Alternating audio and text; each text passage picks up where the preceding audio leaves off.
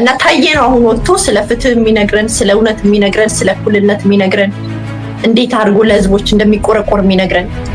ታየ በስልጣኑ ዘመን ያደረገው ነው። በቃ ሜዳ ቀረ ማለት ነው። የዛን ጊዜ ለመሬቱ ለምናምን ብቻ 14 ሚሊዮን ብር ይወጣ ልማት ባንክ እያልኩ ሜንሽን እያደረኩልህ ነው ምነግረኝ። የሚታወቅ ነገር ነው ነገር በቃ ተወሰደ፣ መሬቱ ተወሰደ።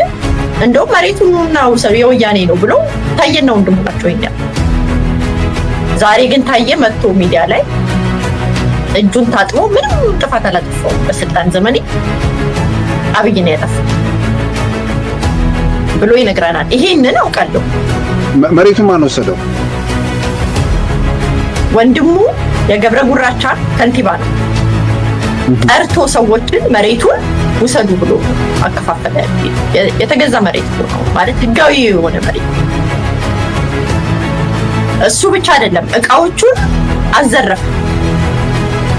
ከውጭ ተጭነው የመጡ ማሽኖችና ላሞችን አዘረፈ ነው ማለት። ዛሬ ግን ታየ ወጥቶ ይሄን ሁሉ ጉድ ተሸክሞ ፍትህ፣ እኩልነት፣ የሰው ልጆች አማራን አጠፋለሁ አለ። ከዛ በጣም ደነገጥ።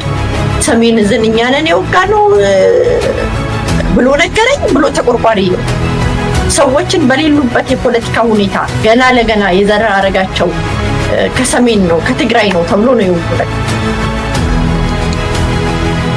እሱን የሚያክል ግን አሁን በቃ የሰማይ ስባሪ እውነት ያለው ነው የሚመስለው። ሰምቼ ሽምቅቅል ነበር እኔ ከምሬ ነው ማለት።